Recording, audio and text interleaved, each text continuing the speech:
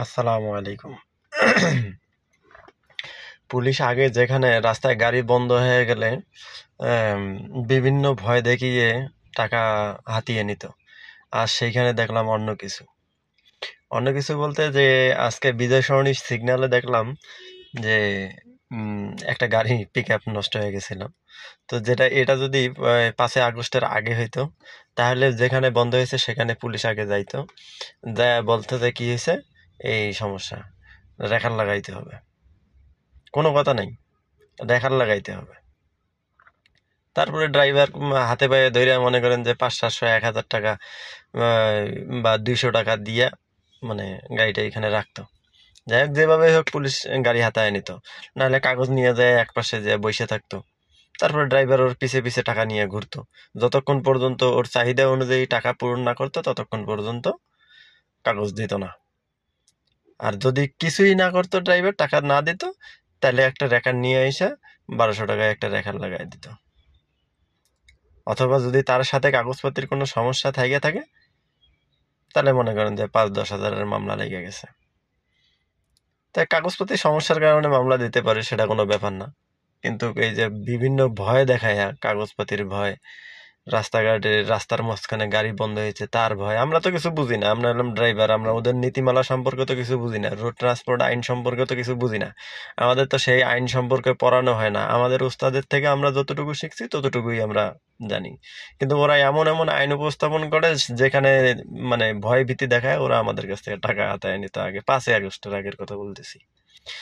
আর 5ই আগস্টের পরের থেকে আজকে প্রথম দেখলাম একটা গাড়ি বিজয় সরণির পিক আপ, একটা লাইটেস গাড়ি পিক আপ, ছোটগুলা, একটা বন্ধ হয়ে গেছিল। ওই গাড়িটা দুইটা স্বেচ্ছাসেবক সহ, দুইটা না তিনটা স্বেচ্ছাসেবক ছিল ডিএমপির। আর ইয়া মেট্রোপলিটন পুলিশ ছিল মনে হয় তিনটা না চারটে, তিনটার মতো, দুই তিনটা, টোটালে আর কি মিলে দিলে 4-5 জনে গাড়িটা ধাক্কায় নিয়ে যাইতেছে। নিয়ে যায় ওর গন্তব্যে না হলেও নিরাপদ একটা জায়গায় হয়তো গাড়িটা পৌঁছায় দিবে ওরা, এমন পরিস্থিতি দেখে আসলাম। আমি রানিং অবস্থায় ছিলাম তো, এই জন্য আর কি অত কিছু ইয়ে করা হয়নি। তবে ওদের ভাব দেখে বুঝলাম যে পুলিশ যে তো ধাক্কা দিয়ে নিয়ে যাইতেছে, তার মানে ওরা আগের যে পশুত্বটা ওদের ভিতরে ছিল, পশুর মনোভাবটা, সেই মনোভাবটা নাই। যদিও তার মনের ভিতরে থাকে, অন্তরের ভিতরে থাকে, কিন্তু উপরটা কিন্তু তার মানুষে পরিণত হয়েছে, বাধ্য হয়েছে তারা মানুষ হতে। তাছাড়া কিন্তু আগে কিন্তু এইরকম পরিস্থিতি ছিল না।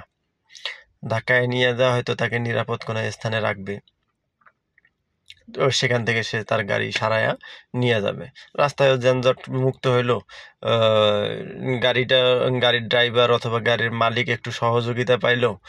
আর ওদের যে কর্তব্যটা, ওদের যে দায়িত্বটা পুলিশের, সেই দায়িত্বটাও পালন হইলো। এখানে সবারই উপকারী হয়েছে, কারো ক্ষতি হয়নি, পুলিশের দায়িত্ব পালন হয়েছে, গাড়ি ও গাড়ির ড্রাইভার, গাড়ির মালিক ও গাড়ির ড্রাইভারের উপকার হয়েছে। এবং রোডের যে যানজটের একটা পরিস্থিতি ছিল, রোডের যে যতগুলো গাড়ি ঘোড়া ছিল তাদের একটা যানজটের একটা বিষয় আছে, সেই যানজটটা মুক্ত হয়েছে। এখানে সবাই লাভবান, পুলিশ লাভবান, গাড়ির মালিক, গাড়ির ড্রাইভার লাভবান, এবং পথের যে অন্যান্য গাড়ি যানবাহনগুলো আছে তাদের, এই সবারই মঙ্গল হয়েছে। আমাদের দেশের পুলিশ যদি এইভাবে কাজ করতো, তাহলে মনে হয় আমাদের যে দেশটা, মানে একটা ছোটবেলা থেকে এরা বললাম, ওই ফুলপুরি লালপুরি লীলপুরি সবার সাথে ভাব করি আমাদের দেশটা স্বপ্নপুরি, সেই আমাদের দেশটা স্বপ্নপুরি হয়ে যেত, একটা স্বপ্নের একটা দেশ হয়ে যেত, যে দেশটার স্বপ্ন আমরা সাধারণ জনগণে দেখি, যে সুন্দর একটা রাষ্ট্র গঠন হবে, সুন্দর রাষ্ট্র পরিচালক হবে, কোনো দুর্নীতি থাকবে না, কোনো চাঁদাবাজ থাকবে না, পুলিশ পুলিশ তার দায়িত্ব নিজ জায়গা থেকে দায়িত্ব সঠিকভাবে পালন করবে, এবং পুলিশ জনগণের ভয়ের আতঙ্কের দিক হয়ে দাঁড়াবে না। পুলিশ দাঁড়াবে জনগণের সাহস ও মানে ভিত্তি হিসেবে থাকবে পুলিশ। যেখানে পুলিশ থাকবে সেখানে জনগণের সাহস এবং মনোবল দুটোই অটুট থাকবে। পুলিশ মানেই আতঙ্ক না, পুলিশ মানেই জনগণের উপর ভরসা। সেইভাবে পুলিশকে থাকতে হবে। তো আজকের পুলিশের এই ইয়েটা দেখে একটা ভিডিও বানাইতে ইচ্ছা করলো, শেয়ার করতে ইচ্ছা করলো আপনাদের সঙ্গে। খুব ভালো লাগলো বিষয়টা। আমরা আশা করি যে আমাদের ভবিষ্যৎ পুলিশ পুলিশ সংগঠন পুলিশের ইয়াগুলা